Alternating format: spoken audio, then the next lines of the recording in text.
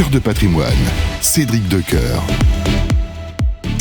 Bonjour à toutes et à tous, bienvenue dans Cœur de patrimoine, votre rendez-vous bimensuel consacré à la gestion et à la valorisation de votre patrimoine sur Radio Patrimoine. Aujourd'hui, pour ce 61e numéro, on va parler de deux sujets qui sont au cœur des préoccupations patrimoniales du moment. D'abord, un thème peut-être aussi intime qu'essentiel, comment bien préparer la transmission de son patrimoine. Questions nombreuses qui peuvent être parfois un petit peu délicates, alors comment s'y prendre concrètement et surtout à quel moment faut-il anticiper?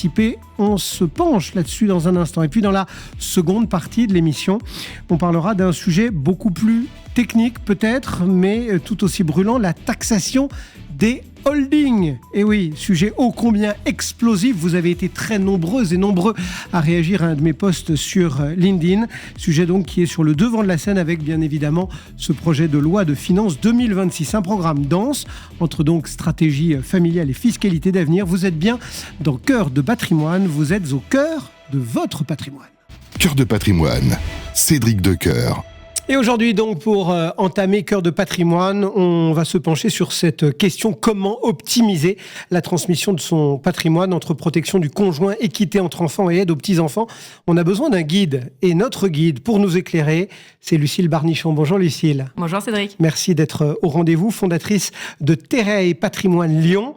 Vous accompagnez donc au quotidien en tant que CGP des familles dans l'élaboration de leur stratégie patrimoniale et notamment sur ce sujet clé qu'est la transmission. Alors, on va bien évidemment parler de fiscalité, de solutions techniques, etc. Mais d'abord, quels sont les 2-3 principes que chacun doit, entre guillemets, avoir en tête, un peu les principes fondamentaux, quand on se dit, tiens, il faut que je pense, il faut que je prépare, il faut que je réfléchisse à ma transmission? Je pense que la première question à se poser, c'est savoir qu'est-ce qui se passerait si je partais un peu trop tôt par rapport à ce que j'anticipe. Alors, on parle de sujets pas très gais, c'est mon côté oiseau de mauvaise augure, dirons-nous. Et pour autant, c'est pas autoréalisateur, hein. C'est pas parce qu'on en parle qu'on va mourir. C'est le principe du parapluie pour pas qu'il pleuve. Et donc, savoir que peut-être que ce qu'on pensait être logique, ce sera peut-être pas la réalité. Je prends l'exemple de je suis mariée, je n'ai pas d'enfant, j'ai l'impression que c'est mon mari qui va avoir tout. Et ben pas forcément. Si j'ai des parents, mes parents, ils ont droit à la moitié. Et ça, on n'en a pas forcément conscience. Donc, ça peut être bien de se poser la question. Ma situation aujourd'hui, je suis pas censée décéder, mais qu'est-ce qui se passe si jamais il m'arrive quelque chose? Est-ce que c'est vraiment ce que je veux? Oui, non. Souvent, c'est non. Alors, il y a une espèce de mantra que, y compris moi, je répète en permanence à longueur d'émission quand on parle de ces questions-là, c'est dire il faut anticiper, il faut pas s'y prendre au dernier moment. Mais c'est quoi le bon moment? Il y a un vrai bon moment? Enfin, est-ce que c'est à 30 ans qu'il faut commencer à se dire, tiens, il faut que j'y pense? Ou alors c'est une démarche qui est finalement réservée aux quinquas, aux sextas ou aux seniors? Alors, je dirais qu'il ne faut pas confondre anticiper et transmettre. C'est pas parce qu'on anticipe, qu'on commence à se poser des questions, qu'on réfléchit et qu'on se demande ce qu'on veut, qu'on va transmettre tout de suite. On peut anticiper sans donner. Et ensuite, la question d'âge, elle peut avoir de l'importance, mais oui, c'est important parce qu'on sait qu'on peut donner tous les 15 ans une certaine somme à certaines personnes, aux enfants notamment. On peut vouloir maîtriser le coût de la transmission, mais il faut aussi faire attention à ne pas se déposséder. Et il faut faire attention à conserver la pleine liberté sur ce dont on a besoin. Donc, se poser la question tôt, et en fonction de ses capacités, de sa situation patrimoniale, c'est faire des choses maintenant ou un peu plus tard, ou commencer certaines choses tout doucement. Allez, on rentre du coup dans le détail un petit peu et on va non pas prendre des exemples appliqués, mais tout de même essayer d'évoquer quelques notions qui vont parler à chacun. Alors d'abord, quand on est en couple, les règles diffèrent selon qu'on est marié ou pacsé. Qu'est-ce qu'il y a justement comme différence, puisque ça, c'est peut-être le premier bas qui blesse, entre guillemets? Oui, parce qu'en général, on se paxe, parce que c'est souvent des problématiques notariales. On est allé chez le notaire parce qu'on a voulu acheter un bien immobilier. Le notaire nous a dit, il faut se paxer, attention, c'est très important, mais ça suffit pas, puisque si le conjoint est bien héritier, c'est pas le cas du partenaire de pax. Un pax sans un testament, ça protège pas. Ouais, c'est zéro. C'est zéro. L'autre grosse différence, c'est la notion de pension de réversion qui est prévue dans le cadre d'un couple marié et qui n'est pas prévue, qui n'existe pas pour un couple pacsé. Ça, c'est le fait que l'organisme de retraite reverse une partie de la pension du défunt. Exactement. Du coup, il y a des outils juridiques qui permettent, parce que vous parlez de testament, etc. Donc, il y a des outils juridiques aujourd'hui pour protéger, son conjoint, son partenaire, etc. Alors, il y a le testament, il y a quoi ? Il y a l'assurance vie, il y a... Qu'est-ce qu'on a comme outil ? Alors, la première outil, donc effectivement, c'est pour un partenaire de Pacs, quand on est pacsé, c'est effectivement mettre en place un testament. Et là, attention, les modèles tout préfaits sur Internet, c'est globalement ce qu'on déconseille. Donc être accompagné par un notaire pour bien rédiger correctement les choses. Faut pas être rat à ce moment-là et tant pis. C'est pas le moment d'être rat. C'est pas ce qui coûtera le plus cher. On va lâcher son tout petit billet. Exactement. Pas auprès du notaire d'ailleurs, le plus souvent auprès des impôts. On le dit, ce qu'on appelle à chaque fois des frais de notaire, souvent c'est surtout des taxes. Exactement. Après, quand on est marié, la première question qui se pose, c'est souvent quel régime matrimonial on adopte. La séparation de biens, la communauté réduite aux acquits, qui est le régime légal, ou alors une communauté élargie, très élargie, et en fonction de l'âge que l'on a, on ne va pas opter pour le même régime matrimonial. La situation professionnelle aussi a un impact. Ensuite, on peut prévoir d'autres choses, c'est-à-dire des aménagements de communauté, prévoir des avantages matrimoniaux, tels qu'une clause de préciput, un apport d'un bien en communauté. On peut prévoir une donation entre époux pour augmenter les droits du conjoint. Il y a pas mal de... Ouais. Surtout, ce qu'il faut peut-être rappeler, Lucille, c'est que les choses ne se gravent pas dans le marbre. Hein. C'est-à-dire qu'aujourd'hui, si on décide de se marier sous tel régime... On peut le changer. Au fil de sa vie, on peut le faire évoluer et c'est d'ailleurs devenu de plus en plus simple. Oui, c'est assez souvent... le cas le plus fréquent, c'est des mariages en séparation de biens parce que pendant toute l'activité professionnelle, c'était plus protecteur pour chacun des conjoints au niveau de l'activité, justement. Et puis, en vieillissant, la prise de retraite. Et puis, au bout d'un moment... Quand on est marié depuis 60 ans, on pense peut-être un peu moins à divorcer. Et là, on peut envisager une communauté universelle peut-être, avec attribution intégrale ou pas. C'est des options qui fonctionnent bien pour protéger le conjoint. Alors ça, c'est effectivement le couple, etc., quand on est marié. Maintenant, les enfants, comment est-ce qu'on fait ? Parce qu'il va falloir forcément que ce patrimoine, quelque part, il soit réparti. Comment est-ce qu'on gère tout ça ? Comment est-ce qu'on limite ? Parce que c'est le jeu aussi, le frottement fiscal, surtout chez nous. Et puis, en ayant l'idée que chacun doit être bien traité, doit être traité équitablement.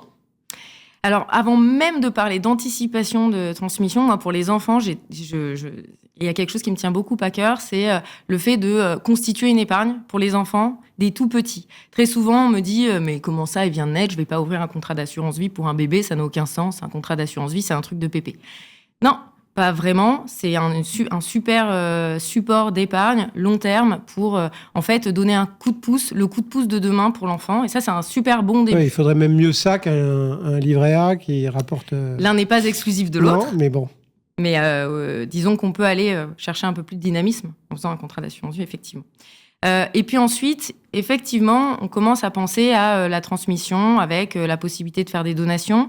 Vous parliez d'équité, donc il y a l'équité au moment où on fait la donation et puis il y a l'équité au moment où on ne sera plus là et où on va regarder un peu ce qui a été donné et ce que ça vaut au jour du décès. Et donc pour éviter d'avoir des gros écarts et des grosses mauvaises surprises, on pense à la donation-partage qui permet de figer les valeurs et donc de ne pas avoir de mauvaises surprises au décès du donateur. On pense à la donation, donc partage, mais qu'est-ce qu'on donne ? Est-ce qu'on donne des biens immobiliers, des valeurs financières, de l'argent simplement ? Est-ce qu'on donne en pleine propriété ou en démembré ? Quand on parlait tout à l'heure de l'âge auquel on donne, donner tôt quand on donne démembré, ça a encore plus de sens, puisque plus... La valeur de l'usufruit est plus grande. Exactement. Et autre donation à laquelle on ne pense pas toujours, c'est la donation de sommes d'argent que l'on peut, à partir du moment où on a moins de 80 ans et que le donataire a plus de 18 ans, on peut donner de l'argent sonnant et trébuchant, ce qui permet aussi de bien pouvoir démarrer dans la vie, ce qui est intéressant. Et on rappelle à propos de donation-partage que ça peut se faire là aussi au cours de la vie des donations. C'est-à-dire qu'on a pu déjà entamer des donations sans s'être dit à ce moment-là, tiens, il faudrait que je pense à une donation-partage et reprendre, entre guillemets, ces donations antérieures sous la protection protection entre guillemets de la donation-partage, c'est ça? Oui, parce que souvent on fait des petites donations au début, on fait. Et on n'y pense pas. On n'y pense pas. On fait de la déclaration, on fait le CERFA auprès de l'administration fiscale, et puis tout va bien. Et puis un jour on donne quelque chose d'un peu plus gros, on est obligé de passer par le notaire parce qu'on est obligé de passer par la case enregistrement parce que c'est de l'immobilier. Et là, on réintègre des donations passées dans le cadre du donation-partage. Donc, parents, enfants, alors on va remonter entre guillemets en descendant, il y a les grands-parents. Et ça, c'est de plus en plus fréquent. C'est aussi lié à notre image démographique, on va dire, avec des grands-parents qui vivent de plus en plus vieux et on n'en est pas mécontent. Les grands-parents, ils veulent aider directement leurs petits-enfants. Ils le peuvent. Il y a des solutions qui sont efficaces dans ces cas-là? Ils le peuvent, et surtout, il y a une solution qui est particulièrement efficace parce que le petit enfant, dans l'héritage du grand-parent, il n'a pas d'abattement dédié. Alors qu'il a un abattement si on parle de donation. Un abattement qui n'est pas neutre, encore 31 865 € qui peuvent être donnés d'un grand-parent à un petit enfant. Moi, j'aime beaucoup utiliser cet abattement et avec ça, utiliser les contrats de capitalisation. C'est-à-dire, je peux donner démembré, je peux donner un contrat de capitalisation, je peux donner soit de l'argent, soit je peux donner un contrat de capitalisation que je vais démembrer. Donc là, le grand-parent peut avoir 81 ans, 82 ans, 92 ans, peu importe. On a quand même une petite décote et on donne une enveloppe fiscale qui a des avantages puisqu'on va avoir pris date fiscalement. Et c'est le cousin de l'assurance vie, entre guillemets. C'est le cousin de l'assurance vie, mais sans clause bénéficiaire et qui se transmet. C'est-à-dire qu'il survit son souscripteur. Et donc, on a avoir mis une allocation d'actifs qui va avoir été choisie par les grands-parents, et puis le petit enfant pourra en faire ce qu'il veut au décès du grand-parent. Et donc, en fait, le maître mot qu'il faut bien avoir en tête, c'est que c'est plus intéressant fiscalement, là, donc de donner en tant que grand-parent que d'attendre le moment fatal. Là, oui, parce que là, on n'a pas les mêmes abattements. En dehors abattements. du fait qu'on a les remerciements. Et on a les câlins à la fin de la donation. C'est vrai. Un petit point technique, mais crucial, en parlant d'assurance vie, parce qu'on a plusieurs fois prononcé ce mot d'assurance vie depuis qu'on discute, Lucille, c'est la représentation qui ne se présume pas. Alors voilà, là on rentre un peu dans le archétype barbant de la technique patrimoniale, mais ça veut dire qu'un bénéficiaire, s'il renonce, eh bien c'est pas automatiquement ces enfants qui récupèrent le ballon, entre guillemets. Comment est-ce qu'on fait justement? On peut rédiger... Enfin, on peut rappeler que la clause, on en fait ce qu'on veut, la clause bénéficiaire. On la rédige à son goût, à sa main. Exactement, et c'est très important parce que les clauses standards, elles sont par nature standards. Et celle qu'on coche, vous savez, on vous dit cocher la case, là. C'est ça, donc on en a deux, celle avec conjoint, celle sans conjoint, et puis le reste... Celle-là, on évite, a priori, on réfléchit un peu. Celle-là, on l'évite, on en discute, et puis on essaye effectivement de prévoir des options, en fait. L'option, si c'est mon conjoint, pourquoi pas? Est-ce que c'est pertinent que ce soit le conjoint? Pas nécessairement, parce que c'est vrai que le conjoint, il est exonéré de droit de succession. Donc, est-ce que c'est intéressant d'utiliser le contrat d'assurance vie, qui est un abattement qui est spécifique, assez important? Bon, est-ce que le conjoint, c'est pertinent? Peut-être pas. Et puis après, est-ce que si c'est mes enfants, est-ce que mes enfants, ils auront besoin de cet argent-là? Quand moi, je serai plus là, ils seront peut-être déjà eux-mêmes grands-parents et peut-être que ce sera intéressant que ce soit leurs propres enfants qui bénéficient de ce contrat. Et donc, pour pouvoir leur offrir la possibilité de renoncer, il faut le prévoir que leurs enfants pourront les représenter en cas de renonciation et pas uniquement en cas de prédécès. Et ça se rédige et il faut le faire de façon précise. On parle de termes juridiques et là, ça laisse pas de place à l'erreur. Et parfois, on peut préciser que certains assureurs refusent un petit peu les clauses un peu travaillées comme ça. On pense notamment à la clause, entre guillemets, à tiroir, dite Olagnier, du nom de ce grand spécialiste du patrimoine. Dans ces cas-là, il y a un petit tips à avoir en tête, c'est qu'on dépose sa clause chez le notaire et on stipule juste au contrat d'assurance vie que la clause est déposée chez tel notaire. Généralement, ça règle les problèmes. Quand on n'a pas d'enfant, tiens, maintenant... qu'est-ce qui se passe? Qui hérite? On le donne à qui on veut? Il y a une façon de faire les choses, de reprendre la main sur tout ce qui est dévolution successorale ou pas? La première chose à faire quand même, c'est de savoir en fait quelle est ma dévolution successorale. J'ai pas d'enfant, qui va hériter? Qui donc? Qui donc? Vous avez dit les parents, c'est ça? Alors j'ai dit les parents dans l'exemple où j'avais un conjoint, mais les parents, ça reste le cas. Ouais. Mais je vais prendre un exemple qui est un exemple que j'ai vécu avec un client. Il n'avait pas conscience de ça. Il avait plus ses parents et il avait une demi-sœur et un frère. Demi-sœur, donc née de sa mère commune, mais pas du même père. Principe de la demi-sœur. C'était pas quelqu'un avec qui il s'entendait particulièrement. Et puis par contre, son frère, avec lequel il a vécu, Avec qui il s'entendait bien, a priori. Et puis c'était son vrai frère, il estimait que c'était son vrai frère, c'était ces termes. Il pensait que c'était pour son frère. Et ben, en fait, c'était moitié-moitié. Eh oui. Et qu'est-ce qui se passe dans ces cas-là ? Alors, coup de chance, on en a parlé. Et puis, on a pu voir quelle était la dévolution successorale. Donc, qu'est-ce qu'on fait ? On prévoit un testament. Et puis, on va aller chercher à affiner un petit peu les choses. On travaille main dans la main avec le notaire dans ces cas-là pour rédiger correctement. Alors, le contrat d'assurance vie est une bonne solution. On met qui on veut comme bénéficiaire. Ou alors, on va essayer d'aller chercher à faire des transmissions anticipées en utilisant les quelques abattements qui peuvent exister. Et puis, il y a toujours la possibilité de donner à des associations avec des legs. Ouais. Et ça fonctionne très bien. Et il y a des associations qui sont ravies de pouvoir profiter. Ouais, c'est-à-dire qu'en fait, on donne à l'association avec pour mission que l'association donne à un tel. C'est ça ? C'est une espèce Alors, on peut faire de ça. Circuit un peu... On peut faire ça, effectivement, de prévoir un leg avec charge pour l'association de redonner l'équivalent de ce qu'aurait eu la personne à qui je voulais transmettre. Moins les droits... associations ne payent pas de droits. Exactement. Ouais. Donc ça veut dire que, quand on est dans ce cas-là, le bénéficiaire, entre guillemets, on peut y faire ce qu'on veut, que ce soit une assoce, un neveu, un ami, entre guillemets, les 152 000 et quelques qui sont... À qui on veut.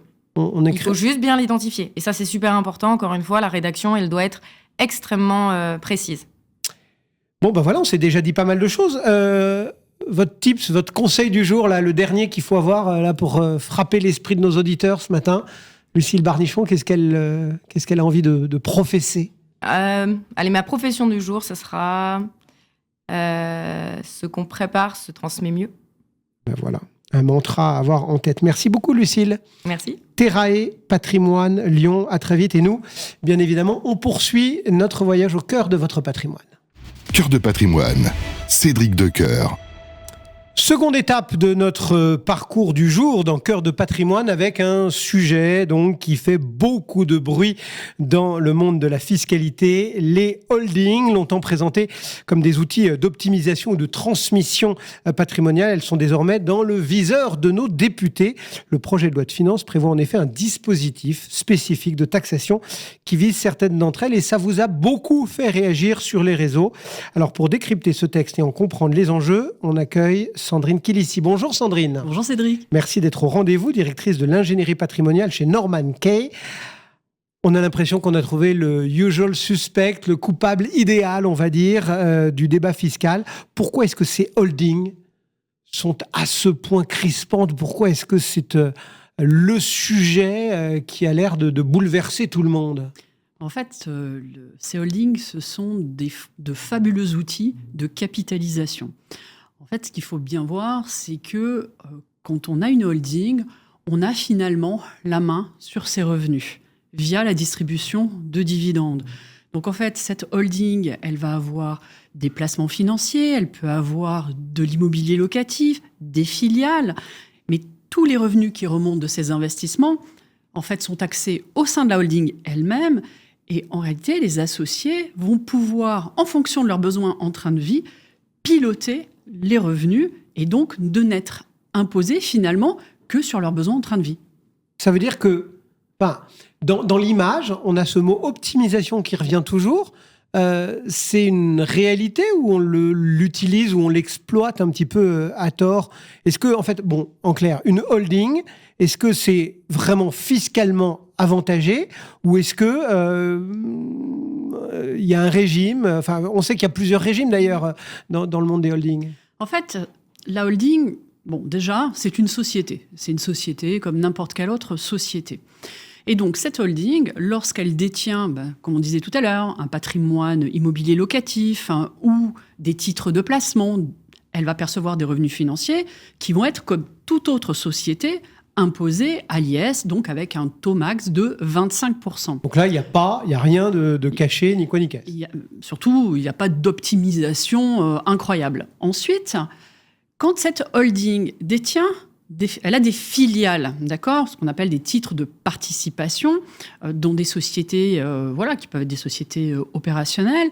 En réalité, lorsqu'elle va percevoir des dividendes de ces filiales, là, elle va bénéficier d'un régime dit le régime mère-fille, qui lui permet de n'être taxée qu'à 1,25%. D'accord. Donc là, il y aurait, entre guillemets, une forme d'optimisation, si l'on veut. On va revenir après. De la même manière, lorsqu'elle cède ses titres de participation, eh bien, là également, on va avoir une fiscalité qui est assez avantageuse, puisque le gain ne sera taxé qu'à 3%.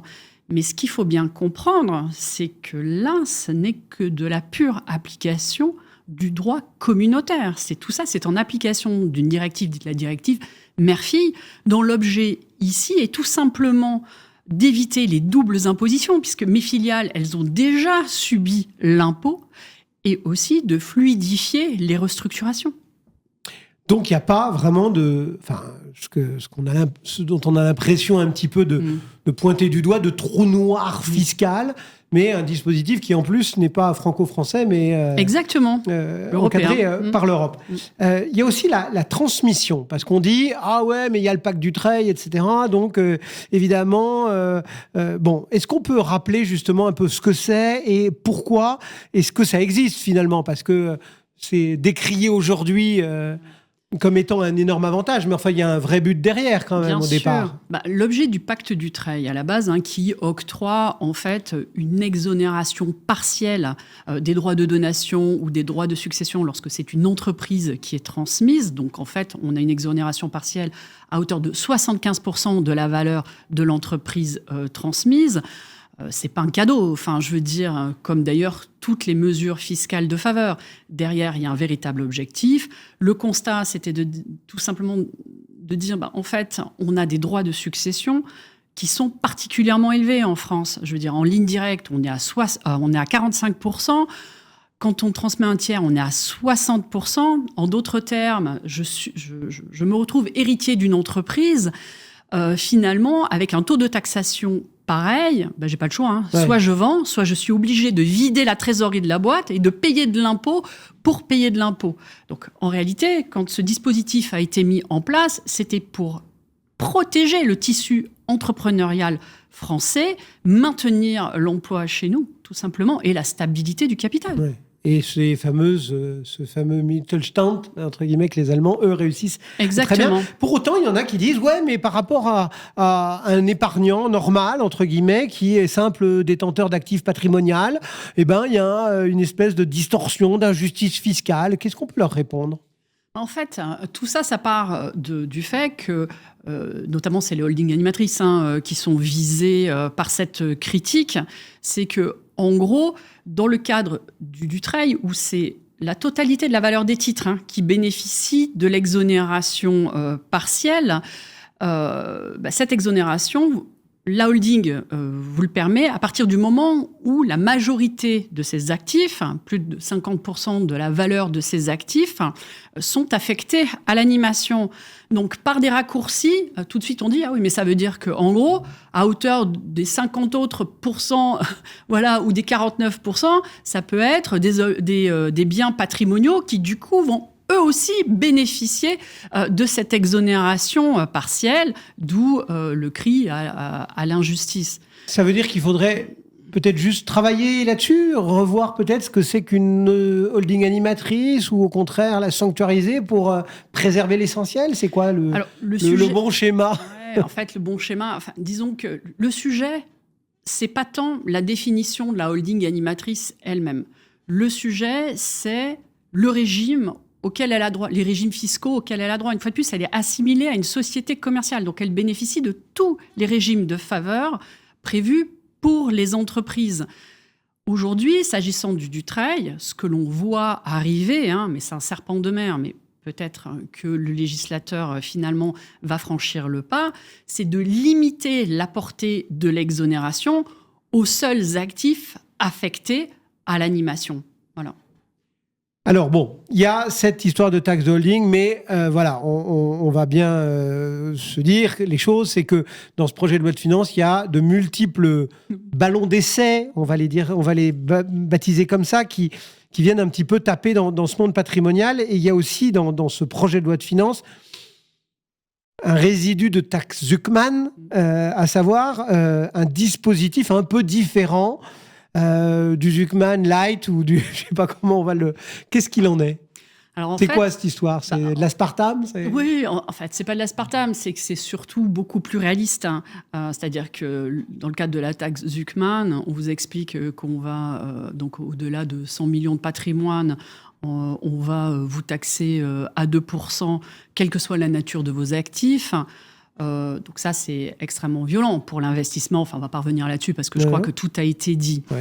Du coup, dans le cadre du projet qui a été présenté, du projet de loi de finances, l'idée, c'est de ne taxer finalement que les actifs patrimoniaux qui se trouvent dans les sociétés. En fait, c'est ça les sujets. Et on parle de tax holding, mais quand on regarde le texte, en réalité, sa portée est beaucoup plus large. Il a sa vocation à s'appliquer à toutes les sociétés. Mais en voulant viser, entre guillemets au départ, les holdings ou foncières patrimoniales pures, c'est ça? Alors, honnêtement, bon, c'est vrai que sur le papier, ça vise absolument toutes les sociétés, mais quand on voit les conditions d'application de cette taxe, donc le principe, c'est qu'elle a vocation à s'appliquer si la valeur des actifs de la société est égale ou supérieure à 5 millions d'euros.